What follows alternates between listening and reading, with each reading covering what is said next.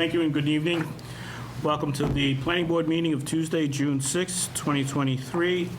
The meetings are televised live on Milford TV, so we are on TV. And with that, we'll open the meeting. I'll take a motion on the meeting minutes from the meeting of May 16th, 2023. Make a motion, we accept the minutes of the meeting. Motion to accept the meeting minutes from May 16th. Do I hear a second? I'll second that. Seconded. Any further discussion on the minutes? Hearing none. All those in favor of accepting the meeting minutes will signify by saying aye. Aye. Opposed? Unanimous at 5. Ted make the second? Yes. Thanks. Sorry. It's all right. We had 181P, which was a correction to a previously approved 81P for 1 through 3 Industrial Road. Were there any questions from the board? Yeah. I don't know if the applicant is here or not that we need. Any comments on? That was just a typographical error, that the land court reassigned the 3 lots on that same plan, so we just re-enumerated the 3 lots. Okay. The line works the same, so, and you voted the last time, so another vote's not required. I'll just note in the minutes, though, that it was re-endorsed. Right. Do I have a motion to endorse the corrected Mylar? I'll make that motion. Motion by Chris. Do I hear a second? Second that. Seconded by Joe. Any further discussion? Hearing none. All those in favor of having Larry sign the 81P will signify by saying aye. Aye. Oh, no, I'm sorry. This is a land court plan. We signed the 81P. Yes. All those opposed? Unanimous at 5.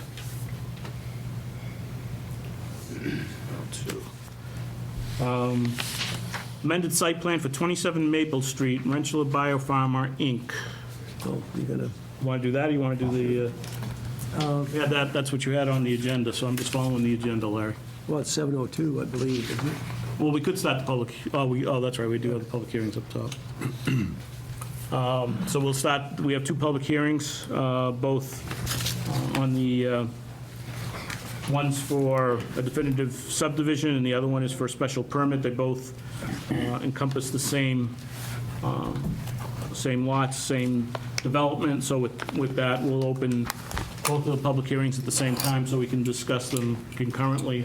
With that, I'll have Larry open read the notice. Mr. Chairman, I'm Yep. going to recuse myself. Okay. I've got a conflict with this one. Okay. Thank you. Go ahead, Larry. Milford Planning Board, notice of public hearing on Tuesday, June 6, 2023, in Room 3 of Milford Town Hall, 52 Main Street. The Milford Planning Board will, at the times designated, conduct public hearings regarding the following.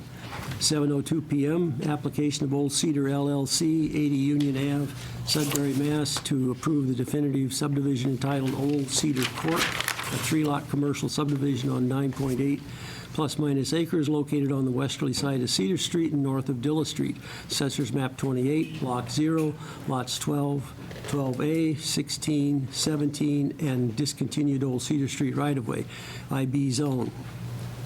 7:03 p.m., application of Old Cedar LLC, Sudbury, Mass., for special permit approval to construct a 3-story, 102,192 square foot self-storage facility and associated parking located on the westerly side of Cedar Street and north of Dilla Street. Assessors Map 28, Block 0, Lots 12, 17, and a portion of discontinued Old Cedar Street right-of-way, IB zone.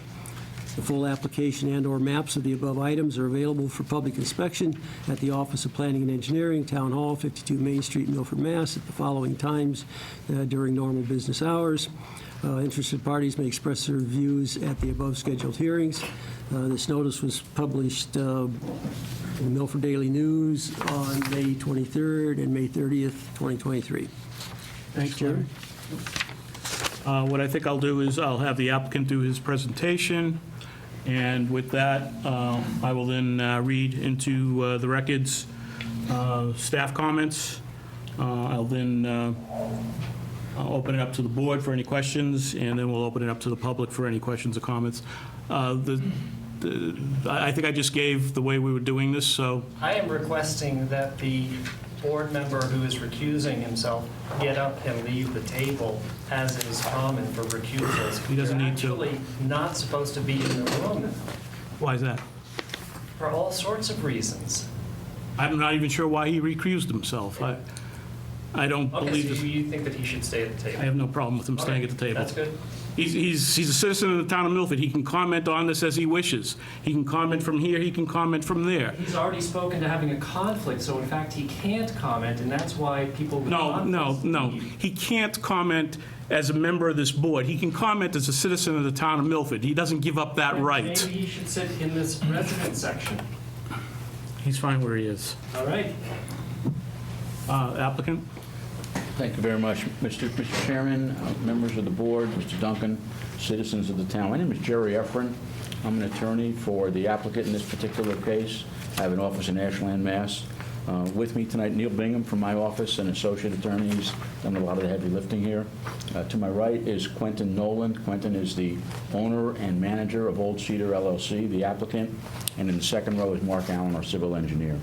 The scope of this project is really the entire property, which has now been, and longstanding, been undeveloped woodland from just inside the 495 south ramp and moving downward to the southwest border of Old Cedar Street to the boundary of the existing Wendy's property along Dilla Street. The relief here is two interrelated proposals. One, a subdivision approval of a new private way to create access to the proposed lot, which will house the self-storage facility, and which will provide for redefinition of the lot boundaries for the current Wendy's lot and the lot owned by Dilla Street Corporation, which owns a commercial building at 130 Cedar Street, enlarging each of those lots to account for the granting of additional property by virtue of the town meeting recent vote to abandon Old Cedar Street, which occurred on May 22nd. The second application is for a special permit under the use regulations of the town of Milford. A self-storage facility is a permitted use in this district, but only by special permit. Because a special permit is required, we're also subject to site plan review. In addition to these approvals, we'll require a sewer connection permit, which will be applied for if and only if approvals here are given, and an application to the Conservation Commission, which will be filed soon, and in any event, before June 20. These applications and the materials submitted will extensively discuss the hydrology, the impact of the project on the surrounding environment, and ensure that it has all the necessary safeguards to avoid degrading the important watershed areas which are close by. No applicant is ever entitled to a special permit. That determination, of course, is addressed to your sound discretion. Hopefully we can convince you by the materials submitted, the testimony, of the comments of staff and others, that you can enter a decision approving the special permit and approving the subdivision. Among the materials that we submitted is a consolidated memorandum. The consolidated memorandum discusses the criteria for a special permit, of which you're very familiar, and shows why I believe they're going to be satisfied. We also filed a supplemental memorandum yesterday. The purpose of that was to address some of the comments in the materials that were submitted to you, and the fact that the site plan will have to at least have some minor revisions for circumstances that arose till the filing. So please, no matter what you do tonight, please do not close the public hearing, because those revisions have to come in order for the product to basically be able to be dealt with. The historical context of this property should be viewed in a couple of lenses. One, this property, or a good portion of it, at least the property that is closest to Cedar Street, was a subject of a long approval process in 2007 on an application submitted by Goodyear, which was approved. And that was going to allow a Goodyear facility over there. It also was going to abandon Old Cedar Street and relocate a new public way in the location where our private way is going to be, at least for the most part. It's going to come right off the same easement on Dilla Street that we're going on here. There was heavy infrastructure, heavy parking. The project was not built, and the abandonment was not finished. None of those reasons why that occurred had anything to do with the town of Milford. It simply had to do with the national strategies of Goodyear. They abandoned many projects, and unfortunately the project in Milford went by the wayside. Here we are relying significantly on a 1996 easement, which is reserved by Dilla Street Corp.'s owner, Mr. Sarkeesian, when he sold the properties to Wendy's. Despite that easement, which is a copy of which is in the record, specifically allowed for the utilization of that access way and its extension into the remaining property owned by Dilla Street, which encompasses at least half our proposed site, and we're utilizing it in the exact way that it is authorized, and with the notice and with the approval of Wendy's, who signed our applications as well. Unlike the way that was approved and adopted in the Goodyear case, however, applicant proposes to maintain this way as a private way. There's reasons for that Mr. Duncan specified, and there are others, but it is not proposed that this basically be done as a public way. What is being proposed here, however, is a Class A facility with climate-controlled units of various sizes, with the upper floors being serviced by a lift, and it will be operated and managed by a known self-storage national company with on-site personnel, full perimeter fencing, gate security restricting access, consistent 24/7 video surveillance, and on-site human inspections, all to make sure that the site is secure, that it's free from unwarranted intruders or persons who would attempt to use the units in contravention of the rules and regulations or conditions imposed by you. We know Milford takes this very seriously based on an unfortunate history at another self-storage facility. There will be significant implemented measures to make sure that is not going to happen here. And there will be significant restrictions on the use of these units and what it is for. That experience of my client, that he will relate to you in a minute, and the physical aspects of the facility be constructed will ensure that the operation is done in a safe and secure manner. I'd like to turn it over, with your permission, to Mr. Nolan. He's going to go through a presentation as to what this is about. Just one comment on something that you said before we get too far away. You had mentioned about the sewer and having to do that. I can tell you right now, this board won't approve until the sewer board actually approves theirs. So that's the mechanism we will go through. So we won't approve because you don't have a way of connecting it to sewer. So we have to be sure that you have a way of connecting it to sewer. So that's not, we can close the public hearing, we can go all that way, but until you get that, this board won't approve until you actually have that. Well, they apparently won't take our application until this board is done. So somewhere in between those two. No, that's not true. That's what we're told. That's- So somewhere in between those, it seems to me, an orderly mechanism to make sure that the product is only approved with the sewer permit in force. They've reviewed every other one, and we've gotten letters saying that they've approved them before, so I'm not sure where that was coming from. Maybe they misunderstood. Yeah, there's a difference between issuing a permit Right. and them sending the planning board a letter authorizing it. Yeah, we don't expect to have the permit. We do expect a favorable letter from the sewer board. I think they're meeting tonight, right? They reviewed it, I can tell you right now, because I happen to know, they reviewed it based on the fact that it was on septic, and they approved it because they had it on septic. So they did not approve a plan that shows any type of sewer hookup. No, but they know it's coming back, so it's been resubmitted. So Well, as of tonight, I don't know that they knew it was coming back, but obviously, between now and their next meeting, I would assume they would know that it's coming back. If I could, Mr. Chairman, Mark Allen, Allen Engineering. I did meet with John Manini, the sewer chair, and since we made that change from the on-site septic system to the sewer connection, I met with him in person, and he identified the sewer manhole in which we were to connect to, so he's well aware of the process. Yep, he may be. Like I said, this was strictly the board and where they were, so. Sorry, I just wanted to make sure that was clear. All right, great. ahead. Sorry. Thank you. So as Jerry said, my name's Quentin Allen. My father-in-law and I are the members of Old Cedar LLC. Unfortunately, he couldn't be here with a family emergency, but I think between myself, Jerry, Mark Allen, Neil, we should be able to answer most, if not all, the questions that come up this evening. So I think it makes sense to go through a presentation, walk you through a couple of things, talk about our experience, the area, the proposed facility, why self-storage, why we think it makes sense here, address two of the concerns that have come up, whether it be in a select board meeting that we had here or at town meeting, and then go through some kind of interior floor plan so you can see that too. So as Jerry had mentioned, so we do have some experience in the self-storage industry. A few years back, we found a site suitable for self-storage development in Sudbury, about 3.5 acres or so. We did that project. It took about 2 years, plus or minus. We've been live now for a year and a half. And what we're contemplating here would be very similar to kind of the concept. The aesthetics, you'll see, will be different, but in terms of concept, functionality, features would be pretty similar. So, you know, a Class A facility, as Jerry mentioned, it's 3 floors, interior load and unload inside the building, you know, kind of a more quote-unquote drive-through, multiple elevators, climate-controlled units. You know, and I'll go through more details as we go through the PowerPoint. But again, and also professionally managed by Extra Space. They actually manage 2,000 locations across the country. They probably are the #1, you know, there's another one, but kind of the top 2 third-party managers for self-storage facilities in the country. So,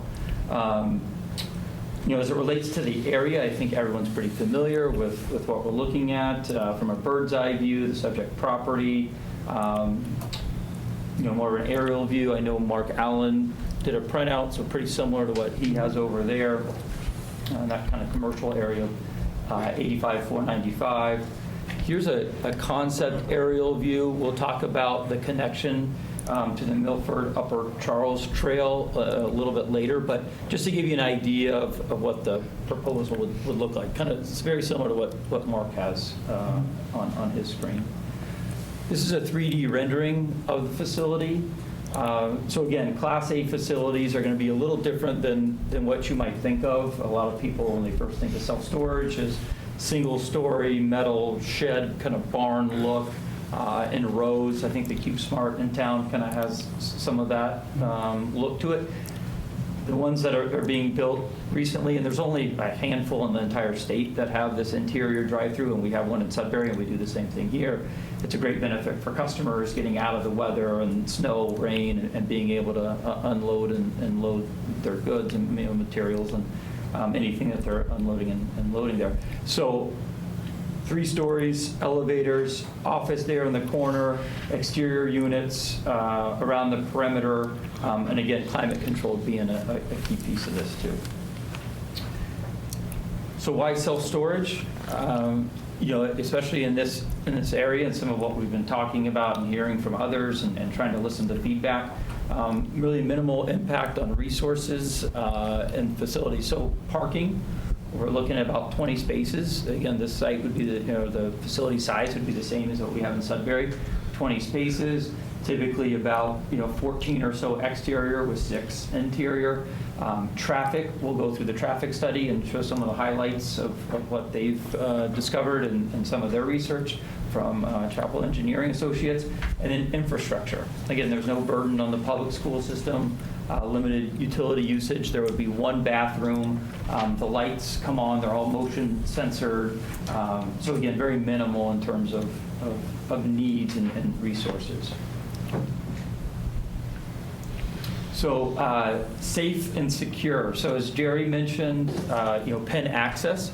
So those that are looking to enter the facility would have to have, get into the office to meet with a representative. But aside from that, there would be a perimeter fence 8 feet tall, and then pen access. You get a 4-digit code that you punch in to get into the gate, or there's a man gate or kind of a manual opening you can get through there through walking through. But again, it's pen access. To get into the facility, again, it's pen access. So there would be 2 gates on either side for cars to enter either way, but typically you go one way through the building and then back around. Currently, we're proposing 30 plus cameras, and a sophisticated kind of a monitoring system. So again, it's very important that every entryway, hallways, just about everything is covered. And so you would have a large TV monitor like this, depending on the office size in the office, and then also in the drive-through. So people that are going in there, feel safe, but also there's, anyone going in knows they're being watched. So there are no issues with people coming in or even able to get in really without the pen access.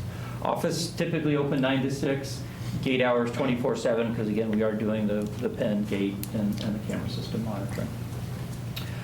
The third important part about self-storage is a significant tax increase. So as Jerry mentioned, right now there are 2 vacant lots with self-storage in this facility. you're looking at probably somewhere in the ballpark of an extra $150,000 a year going in, in for tax revenue. I believe, there's talk of, kind of new schools, and in 5 years, is that worth, even if you're conservative, call it 100,000, 500,000 to 750,000, maybe even $1 million, that could go in for some architectural studies or anything that's going towards future projects for the town that could be a big help or assistance. The fourth reason why we found self-storage to be a great business is recession-proof, right? We've been on a great run these last 10 or 12 years, but things are changing slightly, it seems, and so who knows what the future will bring, but no matter what, there are life events, right? So whether it's marriages, births, deaths, anything like that is going to continue to happen.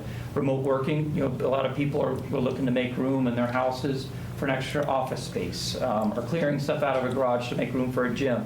Some people going back to work, but there's still that fluidity or hybrid model where we're still seeing a lot of people working from home a couple days a week. Aging parents having extra stuff, boomerang children graduating school, moving back in, file storage for businesses. So we just kind of seen it all, whether it's businesses from a commercial setting, or even some towns, with having an influx of documents and needing some extra space to store stuff. And then the fifth reason is ideal location. And again, we're proposing something that doesn't exist in the area currently, with this what they call an A facility, again, being climate controlled, the multiple stories with the elevator access and drive-through, right? So there's nothing like that around here. So the traffic study was provided by Sean Kelly at Chapella Engineering Associates. And this is what they came up with for the trip generation summary. So the weekday, daily trips, but really the peak hour, we're looking at 9 visits in the morning, and then at the peak hour in the afternoon, we're looking at 15. So again, I'll go to the conclusions in a second, but one of the reasons that we found self-storage to work, it's the same thing in Boston Post Road and Sudbury. There was a lot of concern about traffic, and then once we talked about the traffic study, and they're seeing it today, and you probably see it from the other self-storage facilities here in Milford, there's very little traffic going in and out. Maybe when if the facility first opens up, you might see a little bit more, but once belongings are in there, they typically stay there for quite a while. Traffic study conclusion. So this is kind of at the end of the study. I won't read all of this, but essentially we talked about point number 1 already. If you look at what it is in totality, increases represents less than 1% increase in traffic over existing volumes during peak hours. 1 additional vehicle every 12 minutes. Traffic, it's minimal and well within the daily fluctuation. Does not exceed the Mass DOT TIA guidelines. So it's within the threshold there. Project abuts the off-ramp, as we all know. And so it just talks about these thresholds for traffic are not exceeded. So therefore, a review isn't required. And then the site distances are exceeded, so therefore safe operation can be expected. So, but I do know that was one of the big things that came up in terms of conversations was concerns about traffic. So we wanted to address that one. And then the second one was concern, and we heard that in our very first meeting when we were in here, and that was about the Milford Upper Charles Trail connection.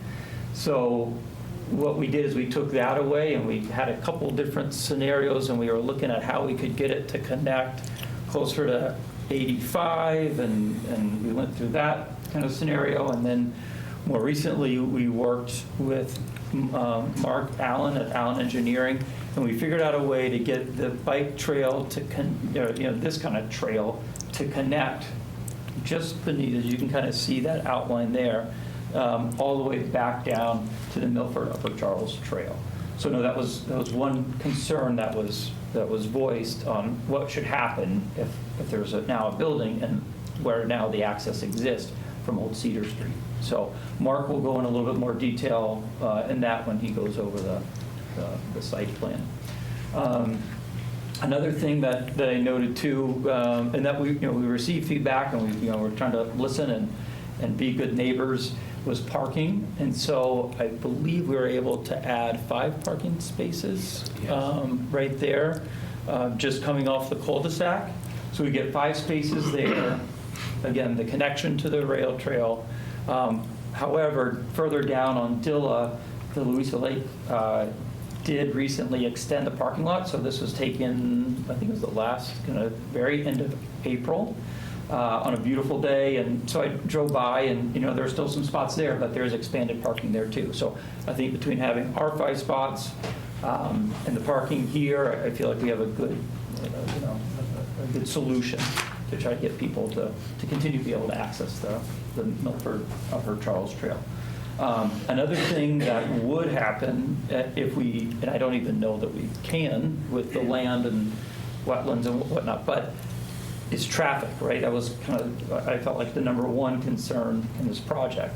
So even if we could, on that site plan, and add 50 spots or 100 spots, well, now we're creating issues on traffic and access. So I feel like this is a good solution to address an entryway into the trail. And then also over here at this parking lot for those that are driving vehicles. We did receive Milford Upper Charles Trails support for the project. So again, I'm sure we wouldn't have got this at our first meeting, but I think trying to work together with everyone and coming up with solutions, hopefully, this will be good, not only for those that were speaking and spoke up, but for everybody in the entire community.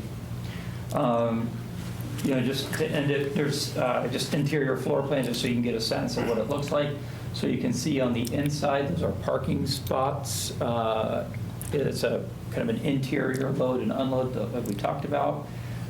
Different unit sizes, and then the office kind of down there in the bottom corner. And then the second and third floor, very similar, again, elevator access, and then, setup. And the units vary in sizes. You have different needs and uses, so it could be a 5x5, 5x10, 10x10, 10x20, so forth. That's what I had in terms of the overall presentation and just kind of general overview of the self-storage, why, the location, the layout, the facility proposal. And then want to talk site plan or? Yeah, I'd like to just kind of go over some site plan items if we could. Well, actually, we could, now, one, we have Mark go through, and then we'll do them that way, we're still on it. Right. So what I want to sort of reinforce is that this is a 2-phase process, first of which is going to be the subdivision. What the town meeting voted on was that the Old Cedar is going to be discontinued in this location here, and it's going to be relocated off the existing Dilla Street access that Wendy's currently has. So this is a subdivision for you, this is a site plan for you, and this is a special permit for you. The subdivision is going to basically just reshape the cul-de-sac at the end of the existing paved area. The paved area that's behind the strip mall, behind strip mall, is in this location. And we're just basically rounding out that access point, creating subdivision roadway, so that this access can become off of Dilla Street and not off of Cedar Street, which has been sort of blocked off for the last few years with the vertical strips along the center line of the road. So the first thing the subdivision entails is collecting a little bit more stormwater, collecting it and discharging it and cleaning it and just letting the small overflow go out into the buffer zones. Secondly, the remaining majority of the parcel is also a redevelopment project. You may know from being in town that this was built out almost completely with the cul-de-sac terminating in this location. There's an existing paved drive. There are multiple stormwater drainage basins in place. The vegetation is very disturbed with spill piles of rock and shale and and all sorts of other topsoil and other various construction debris. So this has just been overgrown over the years, but it is a redevelopment project in the eyes of the Mass DEP. And that's where I kind of want to go, not with this board, but we are filing a notice of intent for both the subdivision and the site plan. And we will be before the Milford Conservation Commission on July 7th to go over that. And we're pulling together all the data. There are a lot of resources in this area. There's bordering vegetated wetlands. There's a Zone A flood area to the Charles River. There's a riverfront area associated with the mean annual high water line. There's a Zone B that encompasses this area. So we will be, we're confident that we've met all of the BMPs and all the thresholds that we need to clean the stormwater. But like I say, we have to go before DEP and Conservation next month. As far as the overall development goes, again, I just want to kind of show that initially we had thought we were going to connect the bike trail on the northerly side of the property, but after topographic investigation, meeting with town staff, it's a lot easier to kind of come through this magenta area and meet up with the bike trail in this location. So I've highlighted the yellow trail as existing today, and that new bike trail is going to connect in that location. We have had some correspondence back from town staff, and I think after you read it into the record, I may better address it. I don't want to address it before you read it into the record, but we've received recommendations, or at least letters from the fire department. They asked for 2 fire hydrants. We've added those to the revised set that you'll see forthcoming. And the fire department also wanted a little more striping around the building for the no park zones and fire access. With that, I'll kind of pause and maybe. I'll read staff's letters, or I'll paraphrase staff's letters into the records. You have them all in your package. We'll do the definitive plan first on Old Cedar Street. This is from the town planner. The applicant's proposing a 3-lot commercial subdivision, as we've already gone over. I've reviewed the definitive plan titled Old Cedar Court, dated 5/15/23, find it to be in substantial compliance with the Milford subdivision rules and regulations, although the following waivers are being requested. The preliminary plan was not submitted but is required. Definitive plan at 50 scale, 40 scale is required. Streets to adjoining properties not provided but required. Cul-de-sac landscape center island not provided but required. Open space for parks or playgrounds not provided but required. Extending existing 24-foot roadway pavement, 28 required. Sidewalk not provided, required on one side. The proposed plan assembles and refigures the discontinued Old Cedar Street right-of-way, which was the one that was voted at town meeting, with the adjacent properties to form the 3 new lots. That would be Wendy's, the Bahan's existing Route 85 strip mall, and the new one that we have in front of us. The drainage analysis hadn't been submitted. Proposed Lot 1 will be served by municipal sewer and water. Proposed Lots 2 and 3 are existing developments. The drainage is now in? I would assume that you haven't. I have not had a Yes. Okay. Not that I expected you to, Liz. It should be noted that in addition to the vote under warrant Article 12 mentioned above, under Article 11, the same warrant article also rescinded a prior 2007 vote intended to relocate Old Cedar Street. So that's already been completed. Based on the most recent town meeting actions, the applicant is now able to propose the new cul-de-sac remain a private way. And this is the reasoning why staff had gone over this with the applicant, but it's appropriate due in part to the extensive subsurface stormwater facilities already in place within the roadway.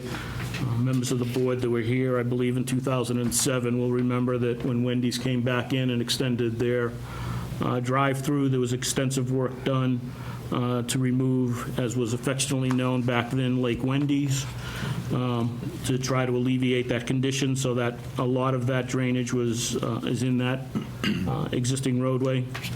So that's one of the reasons why it's appropriate to leave it as a private way. The southerly 380-foot proposed cul-de-sac is located on the existing 50-foot wide access easement over the westerly portion of the lot, which is the location of the current Wendy's westerly driveway. The proposed cul-de-sac is 605 feet in overall length, extending north from Diller Street, and provides the required frontage and access for the proposed Lot 1. I recommend the waiver request be granted, including allowing for the cul-de-sac to exceed the 500-foot maximum length. Further, I recommend the definitive plan be approved, subject to the issues noted above and to other agency comments. Just for those board members, the 500-foot maximum length is normally one that we use and are especially cognizant of in residential subdivisions. And the main purpose of that is that the safety of the people living on the street. If there's a tree that falls down or whatever, the fire department, we don't want the fire department having to try to access sites that are over 500 feet long. So if there's only one access, we use the 500 foot. In this case, again, it's a building of this type, which I believe is actually also going to be sprinkled. And it does have access to a certain level from the other parcels that are on there, although the cul-de-sac itself that they're gaining frontage from is over the 500 feet.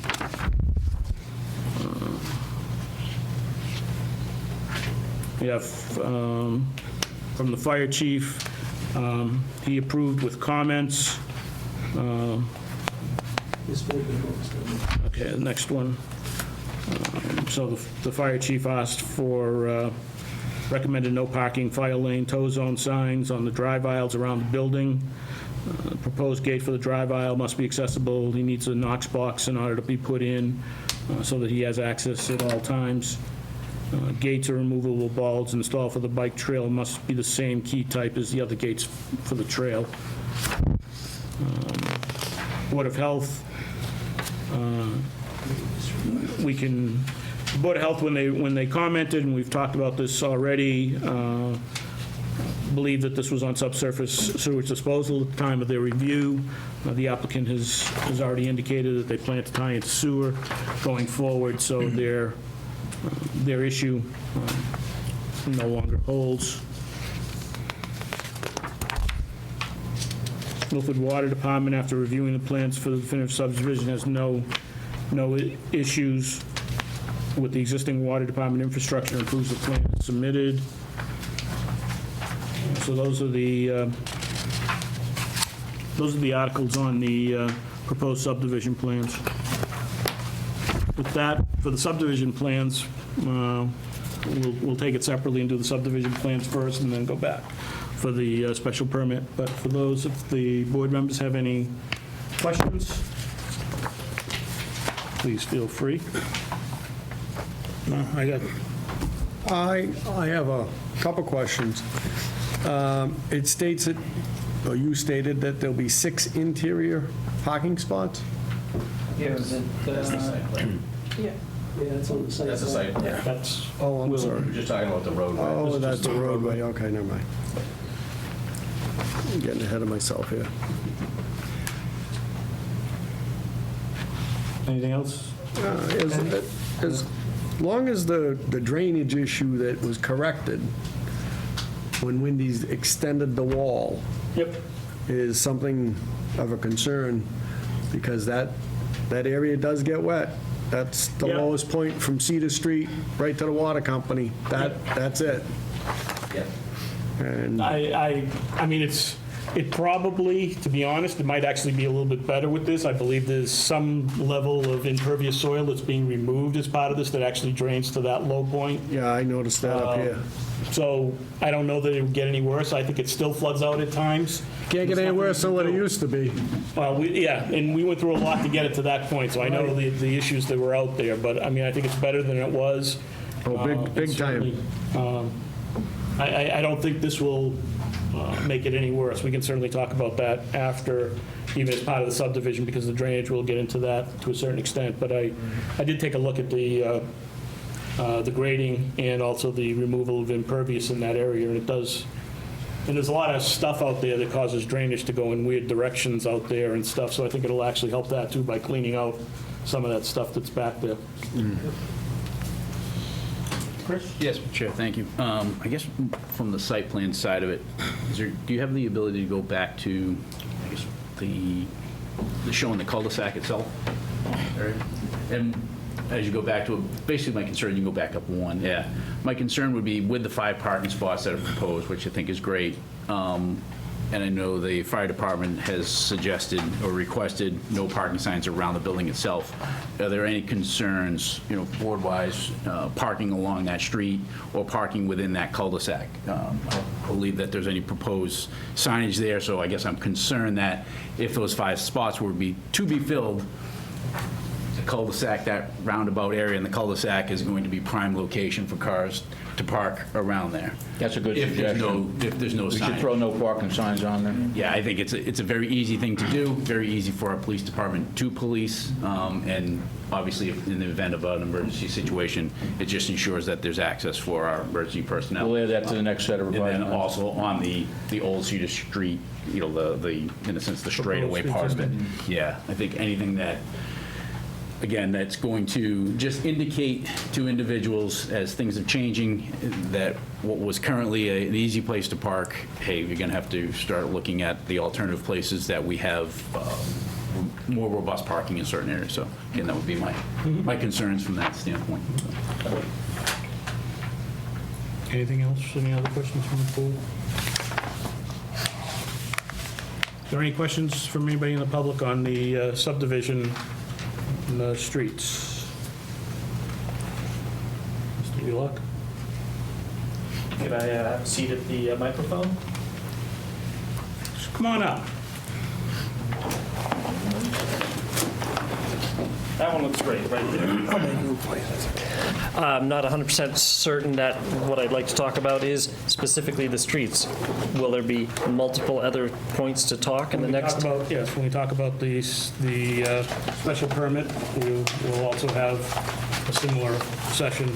So this is effectively the first public hearing, trying to close off questions and answers on that portion.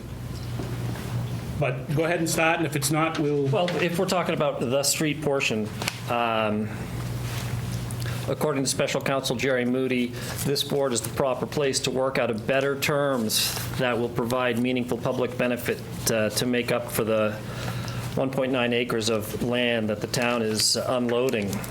The 5 spaces that the developer has set aside should be recognized as a completely inadequate exchange for the 1.39 acres that the town is giving up.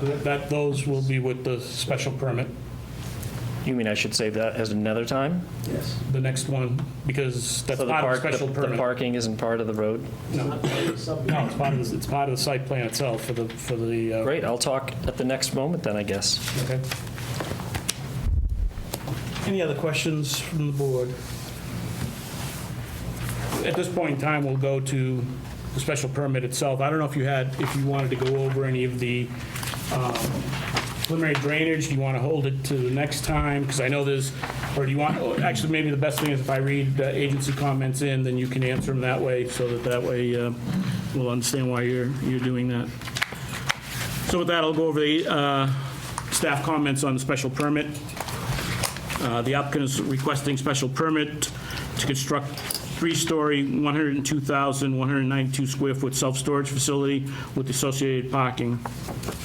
Self-storage facilities are generally considered warehouses and as such are permitted uses in the IB Industrial District via special permit approval from the planning board. Old Cedar Court definitive plan, which we reviewed previously with the application, proposes a new cul-de-sac. Due to extensive existing and proposed subsurface stormwater facilities within Old Cedar Court, the new street is intended to remain a private way.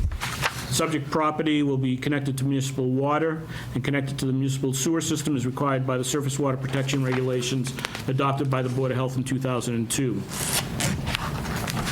The applicant has submitted a graphic rendering of the southerly elevation of the proposed 3-story storage facility that portrays the first floor of the building as having multiple overhead doors for the perimeter storage units.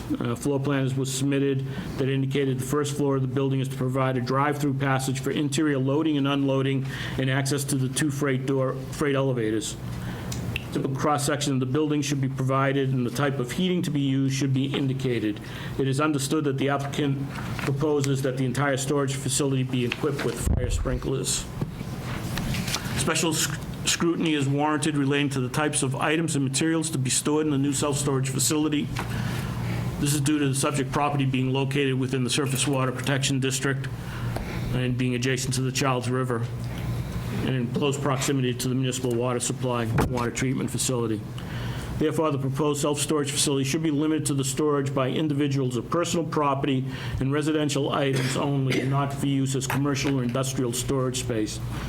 The subletting of individual storage spaces should be prohibited, as well as the use of storage spaces for commercial purposes. The use of storage spaces for residential occupancy should be prohibited. The use of the storage space for the keeping of any animals, fowl, or livestock should also be prohibited. Due to the property's location, the storage of the following items should be specifically prohibited: motorized vehicles, hazardous materials, fertilizers, pesticides, paint, sealers, flammable substances, petroleum products, road salt, food, or other perishables. Copy of the special water protection regulations, as well as the sample lease utilized at a similar facility, have been attached for the applicant's convenience and ours. Special permit site plan proposes access over the subject property to the nearby Upper Childs Trail via a 12-foot wide paved trail spur connecting the proposed new cul-de-sac area to the portion of the trail on town property lying immediately west of the site, near the Childs River. The storage facility will be secured by perimeter fencing with gates, and the alignment of the spur will remain outside of the secured area. The applicant is proposing 5 off-street parking spaces on the subject property for trail use to be located directly north of the proposed cul-de-sac before the gate. The security fencing should be indicated on the plan and should include lockable gates. Lockable gates should also be installed off the cul-de-sac at the entrance of to the trailed spur to prevent motorized vehicles from entering. The applicant has proposed that an access easement be provided to the town over the entire trail spur alignment as it crosses the property. I recommend the special permit be approved, subject to other agency comments. That was from Larry. Surface water protection is in the package. Water Department, after reviewing the proposed plan, sees the proposed storage facility as a significant threat to the recharge zone of our Charles River intake surface water source, and therefore asks the planning board to deny the application for special permit and site plan review submitted by Old Cedar LLC. The fact that there are 600 proposed units with little to no safeguards as to what can or will be stored within the facility will pose a significant threat to the surface water, which we use on a regular basis. Additionally, Milford Water Department cannot approve any plans that have a septic system. We already talked about that, so that's gone. With all that said, the board should decide to approve the special permit. We request the following plan amendments: monitoring wells with real-time monitoring capabilities be installed. Contractor must meet, that's standard for them. Water Department material, as in their normal Water Department specifications, must be followed. Fire Department term placement of 2 hydrants. Water mains of service must be laid. That's standard Water Department. I don't believe there's any other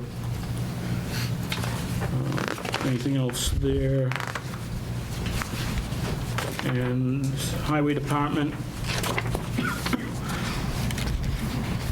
With the increased number of residents using the bike trail, there needs to be more parking. 4 spaces and 1 handicap space is not sufficient. I'm not sure why the Highway Department is saying that, considering they could make them bigger in their own property.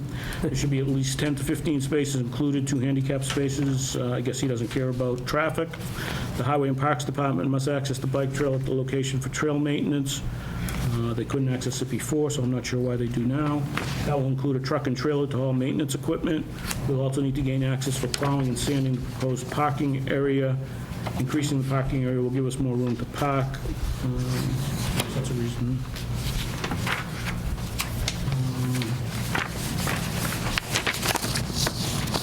And that's it for agency comments. Dave, I saw you here.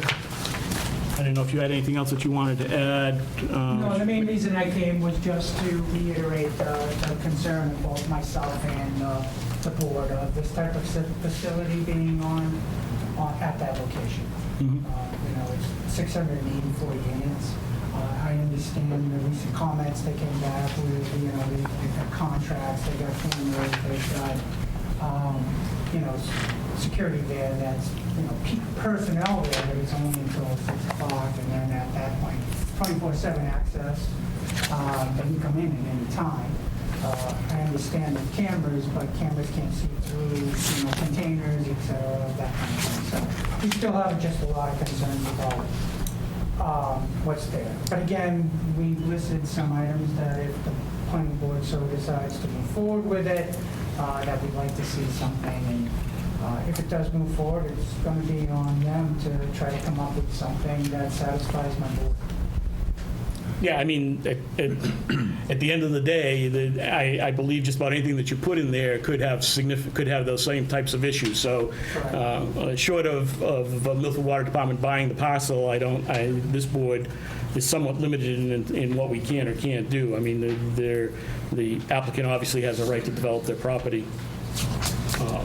So I'm not sure that that's any worse than other types of usages is what I'm somewhat perplexed with. I'm not sure how we can handle that. I mean, Larry and all, we've mentioned things that certainly we can put into the special permit in terms of not allowing that type of storage in the unit. That being said, I think we all know that's somewhat difficult to police, and it would be just as difficult to police other types of things if it were, I mean, there's a gas station just upstream from this. There's other things that are within this area that have been there for years. Chairman, before Mark addresses a couple of those drainage things, if I may, you correctly read from portions of Mr. Duncan's letter that addressed these water department, the Board of Health regulation of 2002. We were first notified of that potential regulation after the filing by your town engineer. We had never seen it. It's not in the public records of the town anywhere. We took a look at the regulation, and both myself and Mr. Antonellis, who represents Baham, we convinced the town engineer to run it by town council, because in reading it, we had some issues. The fact that obviously during our due diligence, if we had seen that, we may have taken a different approach to the project, number one. Number two, the text of the regulation is much more like a zoning regulation than a Board of Health regulation. We inquired if the town engineer would be willing to run it by town council. We understand town council has found the regulation to be unenforceable. He issued a letter to that effect that is in the possession of both the town engineer and Mr. Duncan. I'd ask that it be admitted into the record only because the regulations has been admitted into the record, and so that the record is clear. I want to make sure that everyone understands that regulation specifically does not apply. Having said that, I agree with everything that was just said about the sensitivity.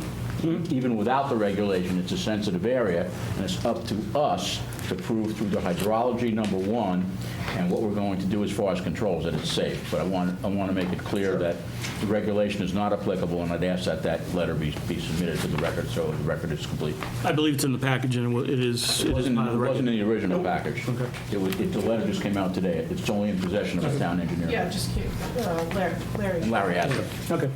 So I'll distribute it, but it'll be in the packet Yeah, it'll in be- the record. Thank you. Mark, if you want to go over some of the comments at least, and Yeah, then we'll- absolutely. So, as mentioned earlier, the stormwater management has been designed in such a way that all of the water that's going to be collected, treated, and discharged will meet all of the Mass DEP 10 stormwater standards, and in such that it will also be at another threshold for being in a critical area. So, because we're in the Charles River water basin, because we are in a redevelopment zone, we have multiple different BMPs, best management practices, to collect the water, to treat the water prior to infiltration, and to discharge it in such a slower velocity and at a lower peak rate and at a lower peak volume to get it back into that basin. I think the text and the narrative from the Water Department regarding the real-time monitoring is a little overzealous in the fact that this is not anything different than a subdivision or a residential roof. So the stormwater runoff is different from chemicals that are going to be sort of excluded from uses inside the building. So this is standard, just salting, sanding, plowing of the asphalt. and the roof runoff being collected and treated inside the stormwater basins themselves, through deep sump-footed catch basins, through sediment forebays, through infiltration basins.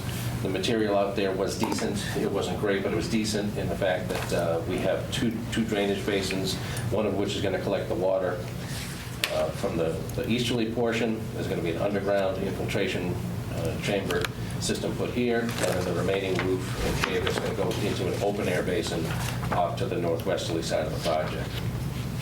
So we're confident that once DEP reviews the drainage, once Liz reviews the drainage, we'll be in a much better spot with you folks in conservation and Mass DEP. Quite obviously, based on where we are, the public hearing will need to continue to a future meeting, but saying that, any questions from the members of the board at this point? I just got one thing. What Dave said is that protecting the water is very important, and I believe in it. But what the storage problem would be and what the trash dumping problem there in that area is now, I would be more concerned about the trash that's being dumped in that area. And that's the thing. I think that would be, if we let it go, that would be a bigger problem for the pollution of the water than a building that's concrete floors and that. That's again. Yeah, there is not taking away from the importance of. No, we have to realize what is there now. And Yes. That is a good point, because if you go back there's some pretty amazing things in that back parking area. That's all I have for right now. Okay. Good right now. Chris? Thank you. Yeah, I think, appreciate the water department's concerns. Those are the same that I got out of your report. That is one very vital resource to our community. So I think it's very important that whatever plans we go forward with, we make sure that we can protect that very, very valuable resource. I just want to make sure that, with potential threats, just that, what are the storage, what are the safeguards? What prevents someone from coming in at night to parking a trailer? Because it looks like, based on the plans, that there are some garage door bays around the exterior of the building, right? So I guess I'm concerned that, what would prevent a landscaper after 6 o'clock at night from driving into a facility and backing a trailer in with his equipment and then picking it up at 6 o'clock the next morning? Absolutely valid point. And the plans that you have before you don't show that safety gate and fencing, and you'll get that on the revised set. Only the access to the office, which needs to be for the general public that may need to come in and sort of check in with the staff, can access the office. We're going to have a full perimeter gate system at both the northerly and southerly sides of the building, so that nobody can get in and out of their units unless they are a renting. Right, I'm just concerned, is a renter a local landscaper? I'm just using that as an example, right? Is it a I'm local? suggesting that's one of the conditions you put in Conditions. your decision to prohibit. Right, but who polices that? And who's responsible if we find Well, a tenant there? to the extent that those things, whatever gets in your decision, their contracts will reflect that. Okay. And to the most part, a lot of what's already in here, it seems to me that their contracts are probably already looking at those in a negative way to begin with. Okay. But that would set it up. You'd still have an enforcement question at the local level. Exactly. But the initial enforcement, so to speak, would start with them by not allowing it in the first place. Yeah, and I understand that there's going to be a set of rules, right? Right within the contract, and then the No people on different than there's a site. speed limit. Yeah. But we know how that works. Yeah, exactly. So, and I want my water department to be as comfortable can be with what's on site, right? When I read through their list of concerns as a Milford resident, I had very growing concerns too, right? Again, it's a water resource. If for whatever reason something happens, right? That's a valuable resource that we have to protect in the best way. So, not that I'm against everything. I'm just looking for as many provisions and safety nets as possible to ensure that this resource is protected in the best way possible. And is the concern from, you use the example of a landscape company, is it the fuel and the oil that would be the concern? right? Exactly, Yeah. right. So, it could be a landscape company, but storing pipe, whatever else it is, just extra bags and files, and that stuff's fine, but your concern is about the fuel and oil, right? Yeah, a local painter, right? He Yeah. has Yeah. all his painting supplies that are there. Again, so I just use the So- landscaper, but yeah. I can just speak from our experience a little bit, and what's happened with us. So again, you're right, you have someone in the office at 9, someone comes in beforehand, but there's quite a bit of downtime, because a lot of people are now renting online, and so these individuals, 1 to 2 people in the office, they've got quite a bit of time. And so they'll actually go back and watch videos, and film with all these cameras in different angles and see what people are doing. So that does happen in terms of management, but you're right, just like anything else. Yeah, and it just, how do we close those loops and just working with our town department to make sure? We're not against very specific conditions, frankly. There's a lot of money that gets involved in this when you start to build and operate this thing. And if it's a zone, if we're violating a condition of this board, it's, among other things, it can be enforced by the building inspector, police, fire, it's a lot. So we would anticipate, we have some experience in drafting these conditions, and we'll be offering conditions that we hope address the concerns. But we agree that there have to be specific conditions to protect health and safety, no question. Excellent. No, I appreciate that, and that's why I want to get it out there now, so that way, again, when you come back, I can read through those conditions and have more confidence. Great. Thank you, Mr. Chair. Open to the public.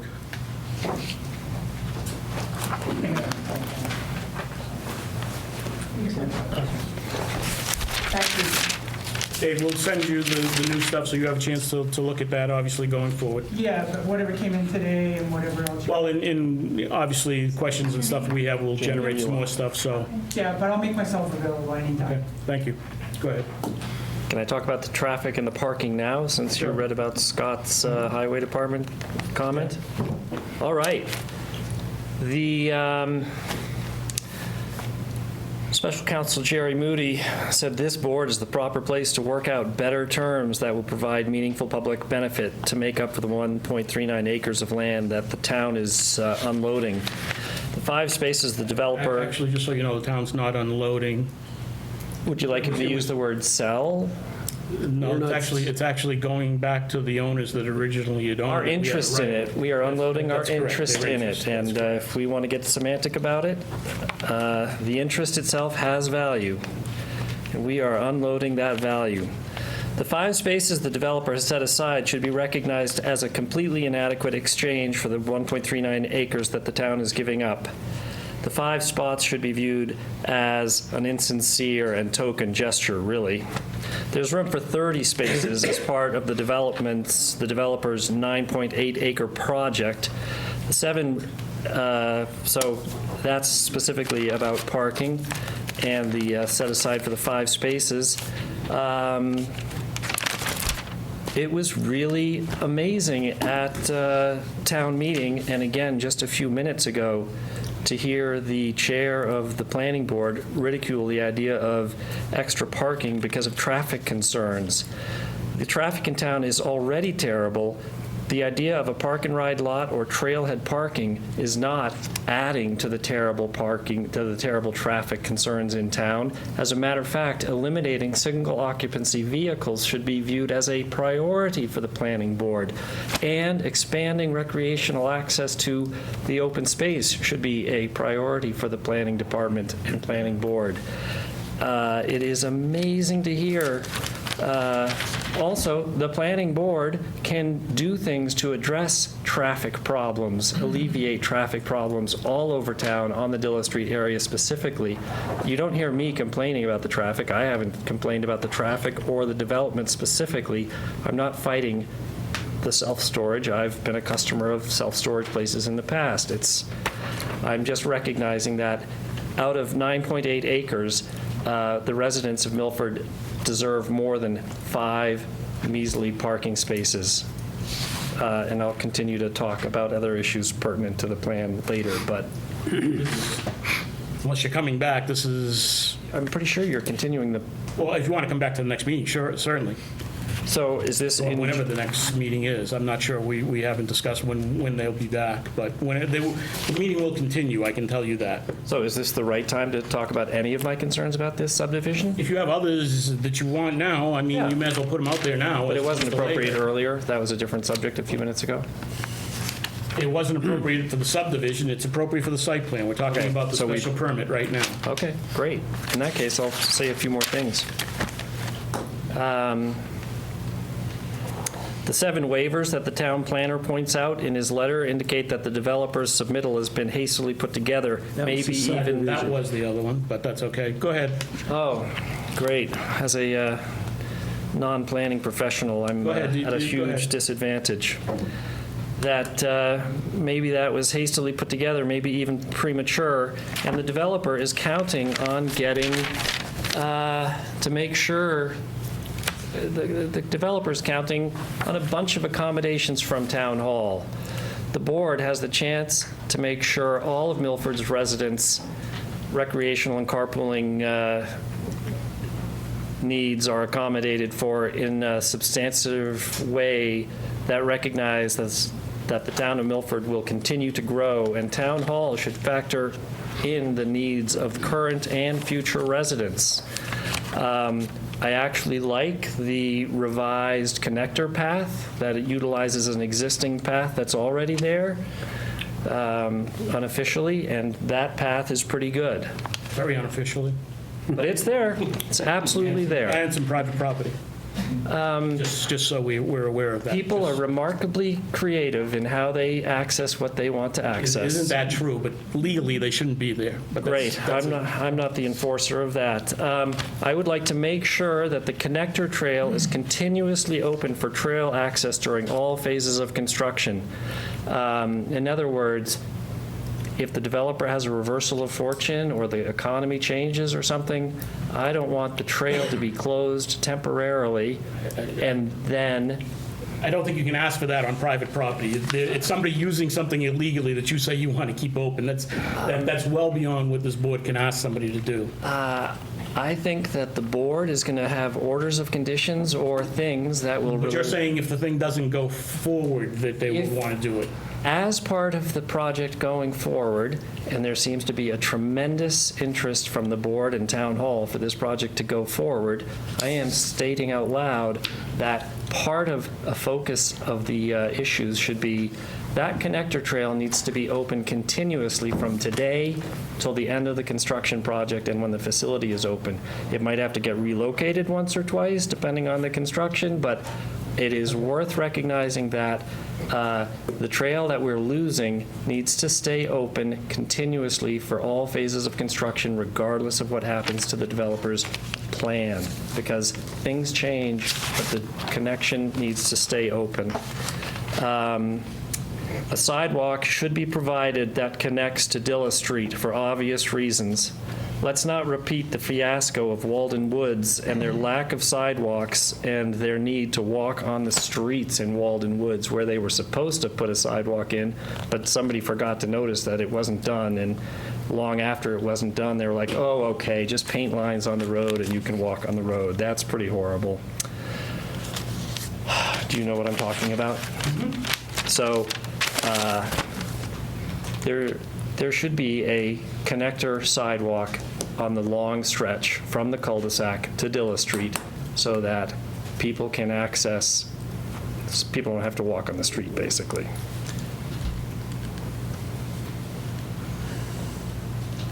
That's enough for right now. Okay. Anyone else? Reno?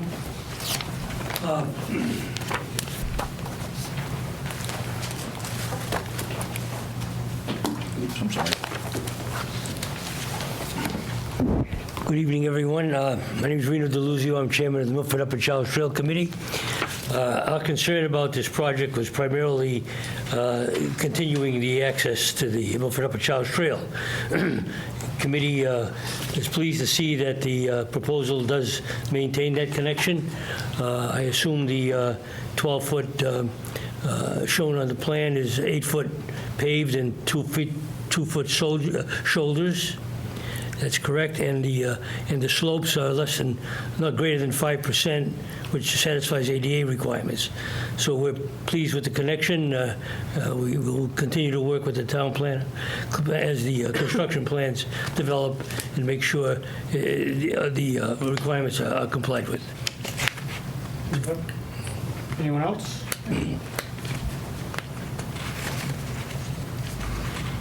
Pleasure of the board. Actually, let me ask one question first before I ask for the pleasure of the board, because I believe the pleasure of the board is going to be the continuing meeting. But I would assume that we would need to go to the first meeting in July. Actually, the only meeting in July?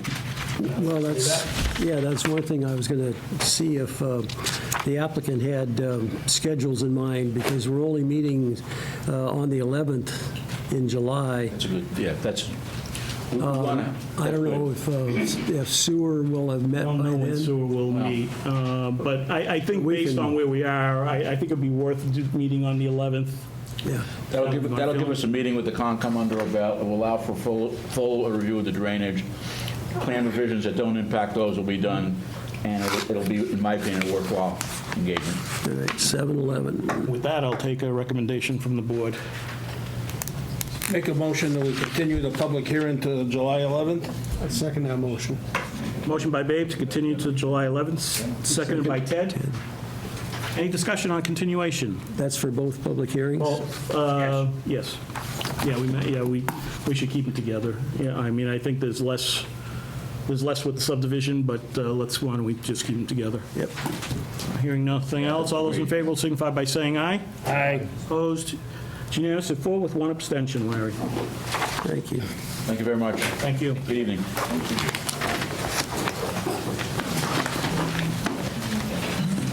Item number 3, amended site plan for Rentschler Biopharma.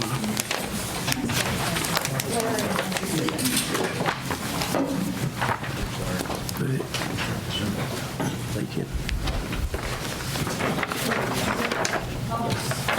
Do you remember why I know him. Do you want a letter or a memo? No, I don't know why. Do you want to keep that? No, go ahead and hand it out. I was just catching up with all this other stuff.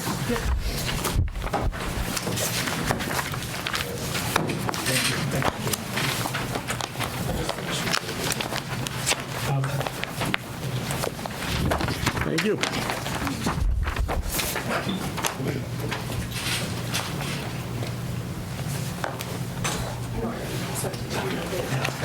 Oh, and he gets, Yeah, that's supposed to be this. Very good. Thank you. going to have Joe sign this when he gets the minutes, when he gets a chance.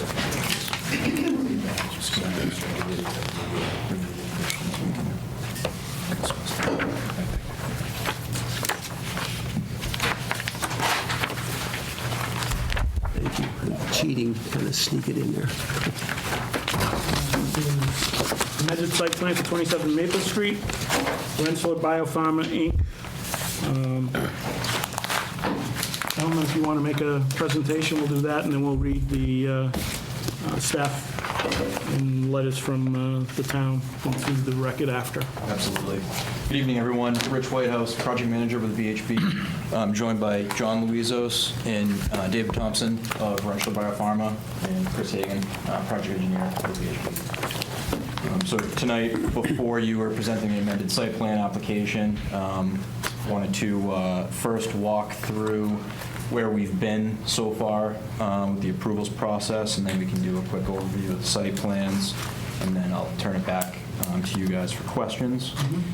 Last week, we were before the Conservation Commission. They voted to issue an order of conditions, which I just received in hand, so we've completed that process so far, and then received sewer board approval tonight, just before this meeting started. Since the application was filed, there have been a couple updates to the site plan related both to both of the items that I just mentioned. First relates to snow storage. If you don't mind going to the grading plan. Again, I'll do a walk through the site plans shortly here, but just wanted to talk about a couple things that you haven't seen yet. Conservation made a comment related to snow storage with a concern tied to the fact that snow pushed off the pavement can then, meltwater can then run off down gradient, wherever that may be, rather than being treated by the proposed stormwater management system. So our proposal for that, which they were happy with, and I believe that the town engineer was as well, was to, for at least the time being, utilize the row of parking spaces all the way at the right end of the parking lot, proposed parking lot, which is the low end of the lot. It's actually excess parking today, as the parking is intended to support growth of this facility going forward. So we'll talk a little bit more about that in a minute, but the idea being that, again, with some excess parking and that probably being the least, those spaces being the least likely to be occupied, or the low priority spaces, thought that was an adequate area for some snow storage, and that keeps all the snow on the pavement, thus no water runs through the stormwater management system for treatment. In addition, a request was made for signage along both or all three segments of that. Kind of, you can see the retaining wall that runs along the upper and right ends of that parking lot, restricting snow storage or prohibiting snow being pushed into the area sort of off of the retaining wall. There is a guardrail and a chain link fence in place, but just to make sure equipment's not used to sort of dump snow over in that buffer zone or right into the stormwater basin.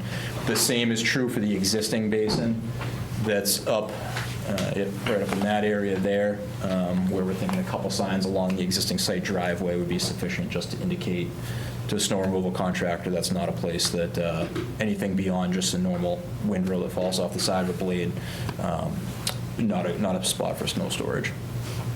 So those are two conservation comments that will be incorporated into the next version of the site plans. And then sewer comments we received today. One was a question, didn't result in any design changes, but the other was a question related to the depth of the sewer force main. A portion of the proposed trailers we'll talk about in a second is served by sewer force main.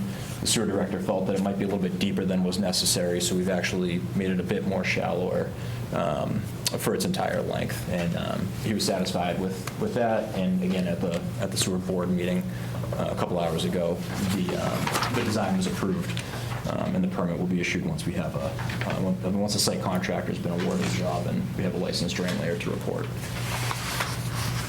All right, so with that out of the way, we can walk through the site plans quickly. Yeah, perfect. So starting towards Maple Street along the bottom of the page, the project proposes 160 space parking expansion. Some of you may recall about 10 or so years ago, there was an approved site plan amendment for a similar parking lot design in the same area. That was in support of a building expansion. That was part of that same approval. That project started construction and then was stopped. So the permits were closed out. This sort of stays consistent with that same design, only a slightly larger scale. You can actually see, if you don't mind tracing the tree line there, you can actually see where the clearing was in the tree line that sort of comes through the proposed parking area. That area is currently gravel. It's used as a contractor's laydown area for the project that's being completed in the back of the site today. So this proposes to sort of expand upon that area. It will take a decent-sized retaining wall because we're working on a hillside here. The hill slopes down to the right towards that wetland you see in the upper right corner of the page. So a retaining wall to help flatten that, raise that area up, to flatten it for a parking lot. And then the associated stormwater management, site lighting, I mentioned guardrail and fence along the retaining wall. To the left of that parking area, on the opposite side of the existing driveway, is simply a proposed new connection to the existing parking lot, creating this new four-way intersection we think is going to increase or improve access to the existing parking lot, which really is the priority parking, being that it's the closest to the front door of the building. And ideally help to reduce vehicle speeds along that driveway, which today are observed a little bit higher than is preferred. Pedestrian connections from the proposed parking lot back to existing sidewalks within that new parking area that would get people to the front door of the building all the way on the left side of the page. Working our way back into the site, sort of the structural addition that the plan proposes is semi-permanent office trailers, specifically 3 sets of triple-wide trailers. The idea here is that employees who are already occupying space within the building will be able to move out into the 5,400 square feet of office space that's included in those semi-permanent trailers. The parking lot supports those partly to help, or really predominantly to help take vehicles who today park at Waters Corporation across the street back onto the site. So the project doesn't propose on day one, the project doesn't propose any new occupancy on the site or an increase in occupancy or trip generation. It's really pulling all employee vehicles back onto the site, eliminating the need for crossing Maple Street and so forth. And then the added square footage is really taking employees that are out, that are within the existing building currently, and giving them a space that's better suited out in that trailer area. We've provided 2 accessible parking stalls to serve those parking spaces as well. Some of the topography on site doesn't lend itself well to an easy pedestrian connection without stairs. So we're keeping the accessible parking that's on site in the existing lot, but then adding 2 to serve those trailers specifically. There is also a replacement of the outdoor amenity space that you see alongside the existing building in that area, supported by a retaining wall, but it's effectively just a patio with a new sidewalk connection down to the trailer area. That's an existing amenity space. It's likely going to increase in size, as you've seen, something like what you see here. And then within that same area, you'll notice there's that dashed rectangle with kind of the shading, trying to capture the idea that there may be a building expansion in the future that could look something like that. And that's very much consistent with, different in size, but consistent with what was approved 10 or so years ago in terms of its location and proximity to other site elements. So that's kind of subject to change, but we're including it for planning purposes. And then finally, in the rear of the site, in the loading area, minor detail, but an elevated concrete slab is proposed that would really be a place for some kind of outdoor storage shed, effectively. It's elevated because it's aligning with a loading dock that's at the floor elevation of the building. So we want to just capture that in the site plan as well. If you go to the... So as I mentioned, site topography generally slopes from left to right on the page, south to north. You can kind of see that reflected in the parking areas across the site, with a proposed stormwater infiltration basin all the way on the right or north end of the proposed parking expansion. So the added impervious areas, runoff is being collected in a closed drainage system, deep sump-hooded catch basins, water quality unit, and then ultimately a discharge to that infiltration basin. Peak rates of runoff being either met or reduced in all storm events as required. In the trailer area itself, you may notice there's a series of 2 retaining walls. We're actually terracing that area to set the trailers slightly lower, at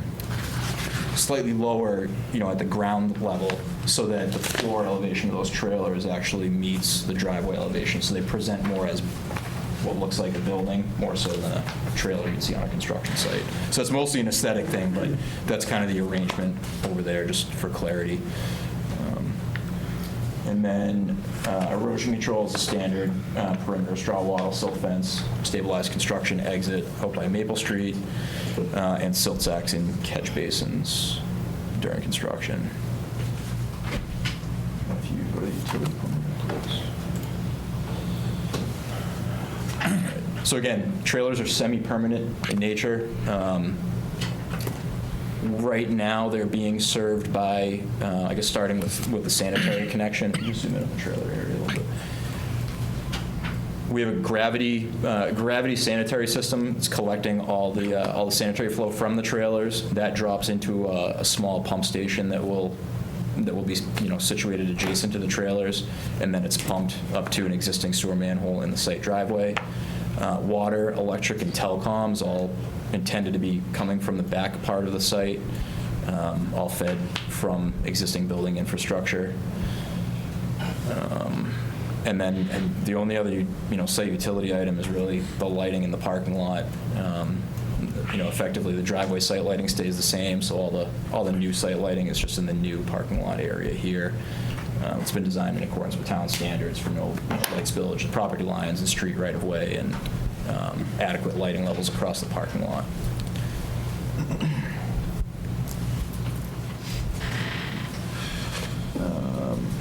I think, that just about does it, for everything that I wanted to say. I'm happy to take any questions from you all. I'll read staff letters into record, or at least paraphrase them. They'll be part of the package.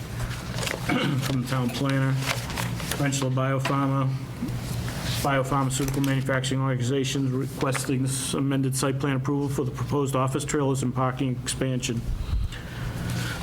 Expansion of the parking area is being proposed with various utilities to be relocated to accommodate the expansion. The proposal consists of approximately 5,400 square feet of semi-permanent office space located in 3 triple-wide trailers. The proposal also includes 154 new parking spaces. Associated pedestrian, utility, and landscape improvements are also being proposed. The location and alignment of the main access drive will remain unchanged. An updated landscape plan has been submitted, and the drainage and stormwater systems are being modified appropriately. Also submitted are an updated stormwater report, as well as an updated traffic statement. Retaining wall designs are being developed by a structural engineer for any proposed walls that exceed 4 feet in height, and are be submitted as soon as available, which, as are required, they have been submitted now? Yes, they're in the packet. Okay. That's from the town planner. And let's hope that I didn't lose Liz's letter, town engineer. I reviewed the submittal for 25 Maple Street. She previously reviewed the notice of intent with the same documents. I recommend approval of the amended site plan subject to the following condition: confirmation of the soil textural analysis within the actual limits of infiltration basin 3 shall be required during or prior to excavation of the basin. Confirmation shall include completion of 1 to 3 test pits witnessed by the town engineer. If actual soils are more restrictive than the 1.02 inches per hour Rawls rate used in the stormwater calculation, revised calculations shall be provided to confirm the stormwater standards are met with the Rawls rate associated with the soils beneath Basin 3. Letter from the fire department. Fire department, no recommendations regarding the office trailer. Water department, no conflicts or issues proposed to the existing water utility infrastructure, approves as submitted. Board of Health has no issues. Highway department finds it satisfactory. So with that, I'll open it up to the board if they have any questions. On the parking lot, the new parking lot, where's the pedestrian walkways? So right now, the idea is that pedestrians would flow sort of through drive aisles to get to the point of really the whole left side of the parking lot. So you can see along the head of that row of parking, as well as across the driveway entrance to that parking lot. We've got sidewalks and crosswalks. And the path of travel, as you can kind of see the cursor moving, really gets them sort of up to an existing striped area between parking spaces. And then that takes you directly across to a sidewalk that was completed in the past couple of years. There's going to be no pedestrian walkway near the edge of the wall? No. Because anything within 30 inches of the wall requires by building code requires a 4-foot fence. And we have the fence as well. Okay, Yeah. okay, that's even, Yeah. I would suggest you put it up anyway, but Yep. instead, most people just put up a guardrail, and the 4-foot fence is a much better. The other thing with the site lighting, and I say this to every contractor and the developer that comes in, why you got it dug up and why you running the lines, run some lines for charging stations. It's coming. And you might as well dig it up and have the the price of conduit is cheap compared to digging it up and putting in asphalt and then redoing it after, so Yep. I would definitely put that in. Yep, okay. That's all I have. Thank you.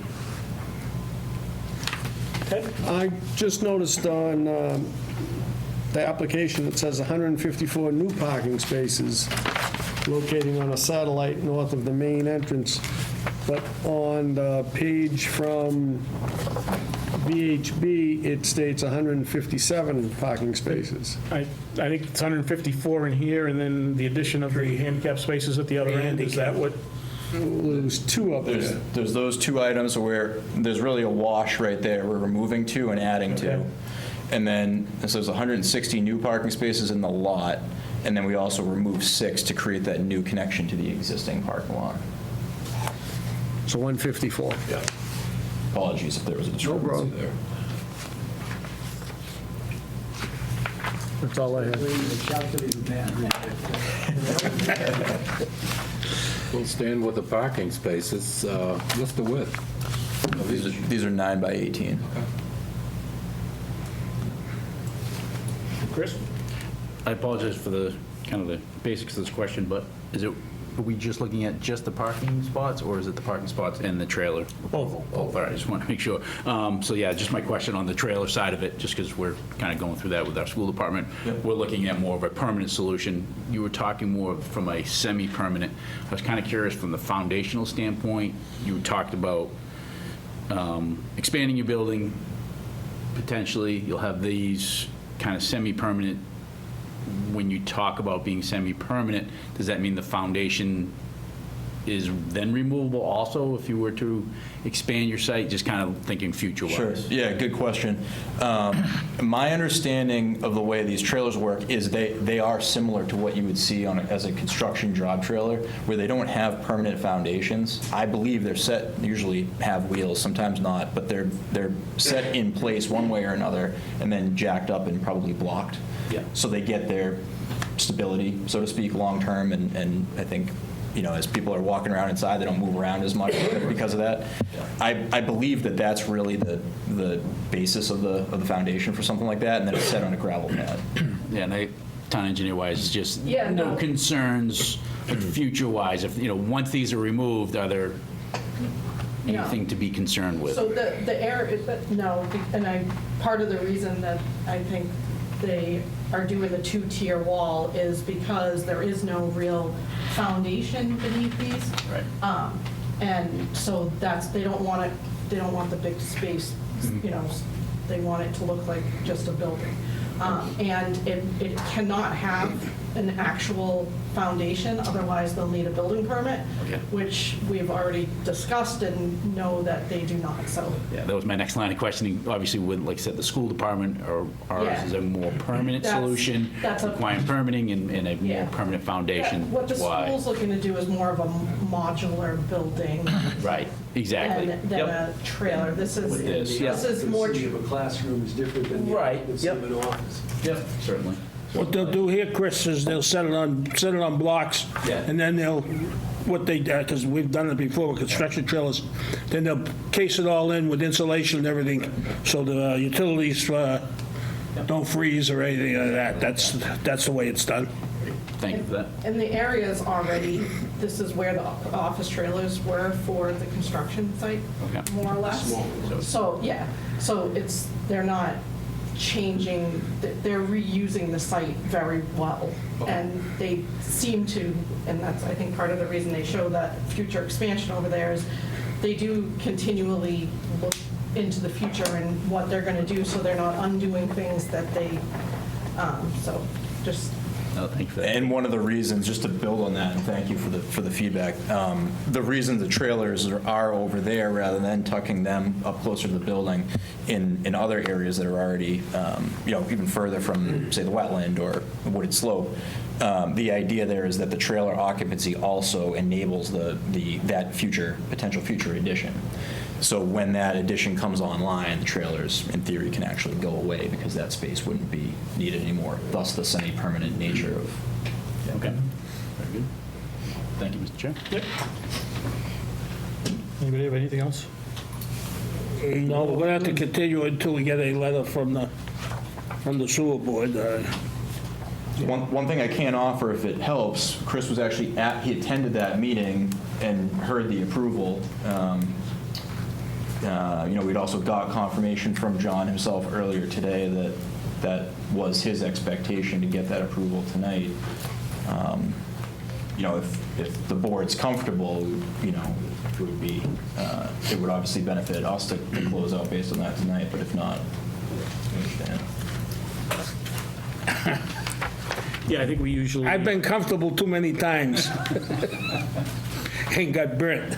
Not saying that you will, and not saying you won't, but I'm going to say, after the last time we got burnt, I just want to, it's 2 weeks, you can do your mobilization, you can get your contractor, you're not going to need, you haven't got a contractor yet anyway, so you're going to have to. They're about to award it. I think one of the challenges was releasing the retaining wall materials. We wanted to obviously wait until we had closed this out. Since Well, the other thing, just so you know, with retaining wall, if that came in, one of the things that we do like to do is not that we'll get into the structural of it, but we've been burned a few times with retaining walls and showing them. We want to make sure that the retaining walls are shown correctly on these drawings, specifically as they relate to the actual width, because we've had people come in, draw a line and say this is the retaining wall, and then when they put in a 1x12 slope, they realize they're halfway into the wetlands with their slope and it doesn't work, so we don't like getting involved with that. I did go over You've already that looked with at that? him during the conservation hearing. Yeah. So we have a couple different layers of protection built in, if you don't mind going back to the grading plan. Just if it makes you feel better. The retaining wall as drawn is 5 feet in width. yeah, I noticed that it was wide, so Yeah. I thought it would be adequate, but Yep. And then we also held 5 feet from the face of wall out to where the erosion controls are to give space to actually build the foundation and do work. So anyways, just if we have that report, we can go through that too. But I don't see anything in terms of, obviously, with the questions from the board that would preclude you from doing anything, but we do like to have all of the paperwork in-house before we do the final signatures. Continue to the 20th? Yeah, I think that would be fine. Motion to continue to the 20th, do I hear one? Make a motion to continue the meeting until the 20th on Motion by Ted. 27 Maple. Motion to continue the meeting till the 20th. Do I have a second? I'll second. Second by Chris. Any further discussion? Hearing none. All those in favor? Aye. Opposed? Unanimous at 5. We'll see you back in 2 weeks. Thank you all very much. Thank you very much. Should be just those issues. We won't go through everything else. It's just the things that we had open. Yeah. Sure. That's fine. Thank you, guys. Thank you. Good evening. CBA variance referral, 5 Annie J. Circle, Kevin Tomaso. Let's see if we can find that one.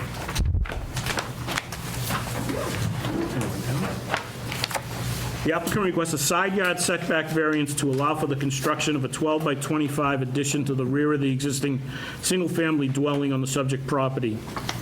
The addition as proposed will be 9.5 from the easterly side property line, 15 feet is required in the RB zoning district.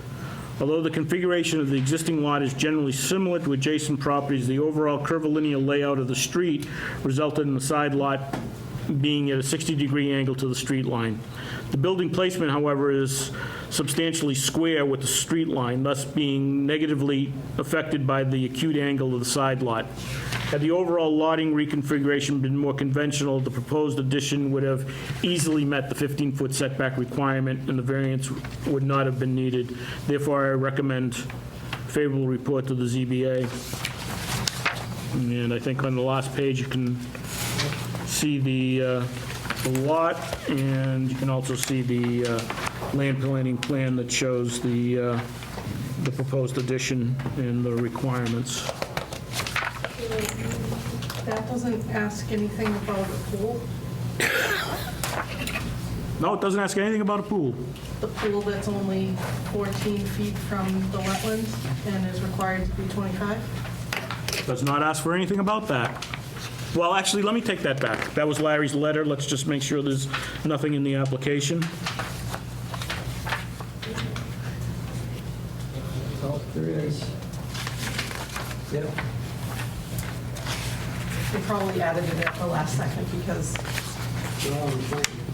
The pool's shown on it. Section 12. Pool's shown. Pool shown, yes. If you look at line item 12.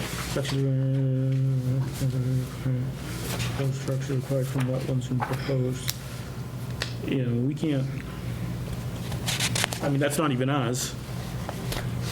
25 feet is the wetlands criteria. No, it's not. It's a zoning. It's a zoning? setback. It's still, That's why zoning didn't change. it's both now. It's not at least identical in this instance. So they need the variance For both.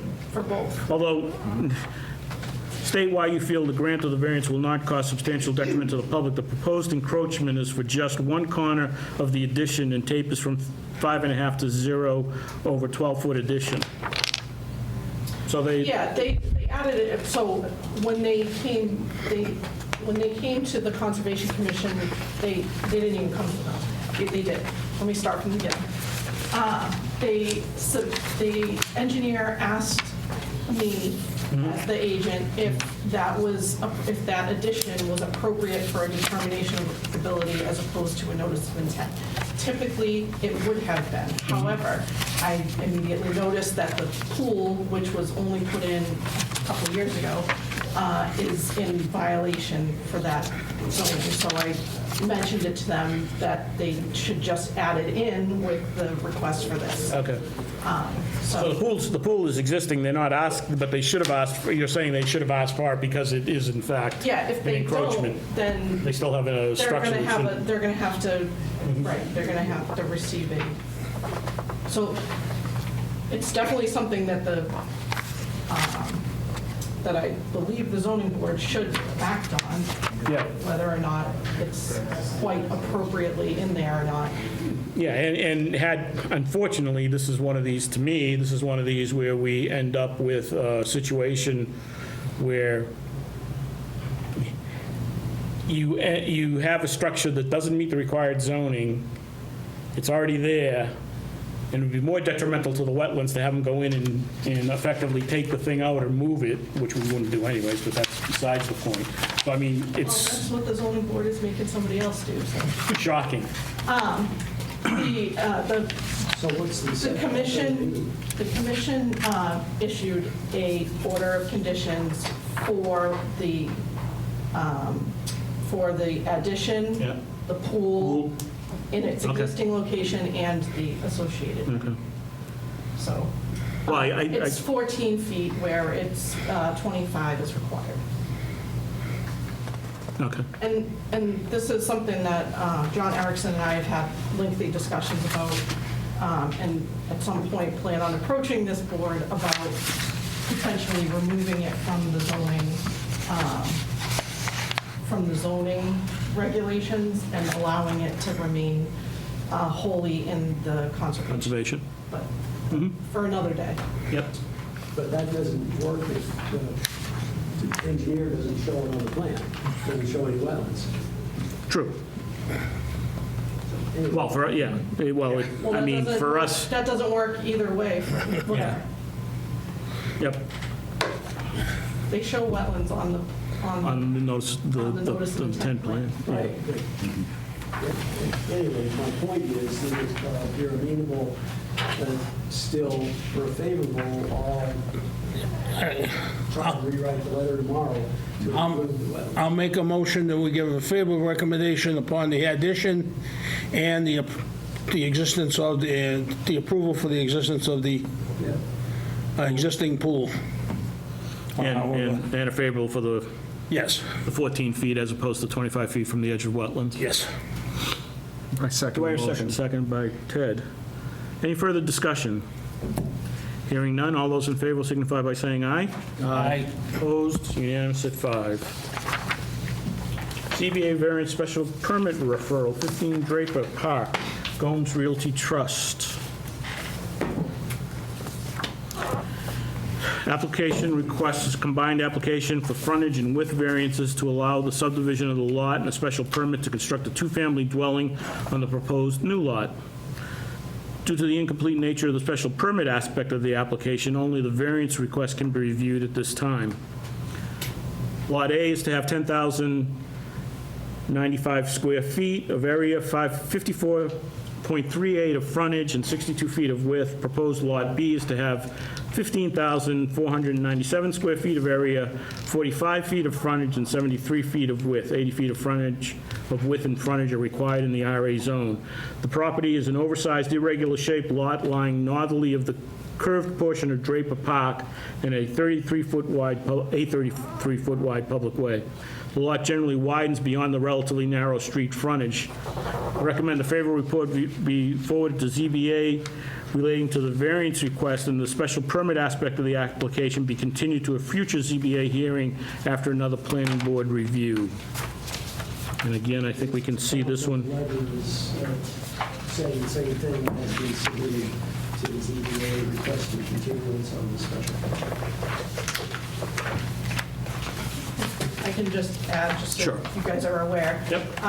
That the applicant, as part of this, is graciously giving the town an easement that will allow us along the side of their lot, which will allow us to get part of the access we need to Godfrey Brook for the upcoming renovation project or whatever project. So.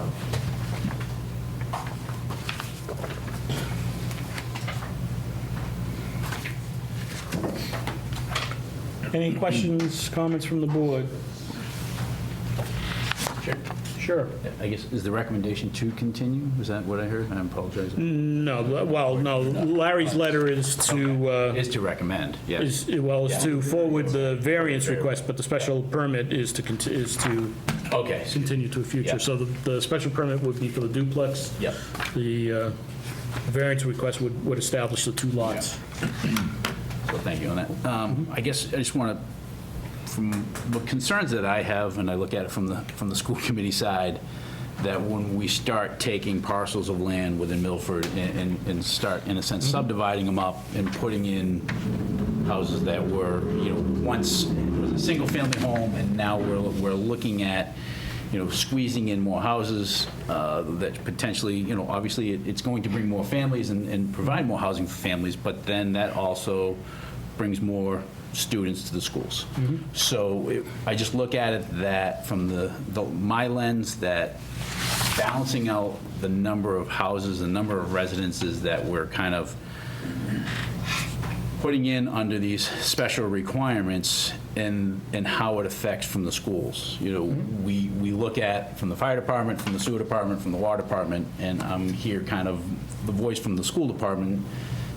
Earlier I just said how we're putting in more space at Brookside Elementary School, because we're busting at the seams in all our schools. So I just want to add caution to some of these variances as we expand housing within the community and what the impacts are on the school system from that standpoint. So again, it's, we're a town that only has so much space, and I know that this is an irregular lot that they're trying to, put up a new structure, and obviously new structures are always great, nice structures. It just has some negative aspects from, or not negative, but some aspects to consider from the impact of the schools. Well, this board has, to be honest, through all the years that I've been on this, has been very aware of that and has sent numerous letters and recommendations to the zoning board to not grant these. Again, my feeling has been consistent through all these, that most of the ones that we see nowadays, I don't believe meet the criteria of hardship. There's some amount with this, but the applicant, I'm pretty sure that's approaching this is a developer trying to develop two lots. His hardship is none. He has no, if he bought it as one lot, he has it as one lot. He has no reason to believe the town should grant him another. He knew what the zoning was when he bought it. There is no reason that he's under any type of hardship to get another lot. It's a play for them to get more money, and we've done that consistently with a number of them. Unfortunately, we're not the ones that make the final decision. Correct. And so we've sent letters. They've usually fallen on deaf ears, but I certainly understand where you're coming from, and it's certainly something that I think this board, through at least the last number of years, has been cognizant of and has tried to address as best we can with sending, either because of school issues, or we've had others that are in the watershed that we didn't feel comfortable that they should open the door of allowing multiple lots in. You know, when you're talking about RD zoning and it's 80,000 square feet and somebody's got a little bit more than that, yeah, it looks great, but there was a reason why we created the RD zone, and to start putting in additional lots in those cases, just for us, was another thing that we were uncomfortable with. So we've certainly been aware of that, and I understand what you're saying, and I certainly don't hesitate to send an unfavorable recommendation if that's the flavor of the board. I can understand where that's coming from. Just in terms of this site, it's in an RA zone, so you need 8,000 square feet for a single family, and they're going to have 10. You need a special permit for a two-family between 12 and 16, and they're creating a 15,000 square feet. So they're creating parcels that, but for the odd shape, so that they don't meet the frontage and width requirements, they have the area for a single family and a two-family with a special permit. So that should have some bearing on your concern. I can understand your concern, but I think it's misplaced a little bit in this kind of a case. It's not like a tiny lot, and the ZBA does this all the time. They'll grant almost anything. This seems like a reasonable proposal compared to usually what they get, and they do it anyway. So if that's any consolation to why I would recommend favorable, that's kind of where I was coming from. Thank you, appreciate that. Chris, the same thing that I go, we've given unfavorable a number of times, where they're making RA-sized lots in the RB zone. Exactly. And we fought it. They make RB-sized lots in an RC or an ID zone. Those are wrong. This is an RA zone. It's set up. It was set up that way for the possible duplexes and the single-family houses. So I've got no problem going favorable with this. Believe us, Joe. I've been on with Joe for forever. We've fought and fought and fought against making an RA-sized lot in an RB zone till we go nuts. Understood. And this is why I have no problem with this one. This zone was made for this. Okay. And one of the pieces of the, to get a variance is about, so this is about keeping with the intent of the zoning bylaw. So the intent of having a certain amount of frontage and width is typically more to do with getting an appropriately shaped lot, an appropriately accessible lot, whereas the area of the lot is the piece about how big, you need to be able to build. So this is, I think, far closer in intent, meets the intent, where those very undersized lots don't. So I would agree with Larry that this is an instance where they're certainly closer to meeting the requirements. Could I, Mr. Chairman, ask a question? Sure. I'm sorry, Chris, are you done? No, go ahead. Larry, if they added 503 square feet to Lot B, or 504 square feet, They wouldn't need a special permit. they wouldn't need a special permit. Correct. Okay, that's what I thought. But they were trying to, I think, Trying to keep it, it looks like separate, equal shares, or look like that from the street. yeah, I think What they I were see. trying to keep a decent yard for the existing house. 504 feet, we can't say nothing. Yeah. Well, you can't say anything about to do special special permit, permit. you can still, Still say something about the variance, yes. But the permit is what I was... Yeah. yep, no, that's an Okay. excellent point. Yeah, and the width and frontage usually comes in when you're subdividing property, creating lots. This is an existing lot that's already on the curved portion of a street. So, anyway, That street is wider than it has to be, correct? It's 33. It's not a 50-foot wide right-of-way. It's small, It's right? 33. 33.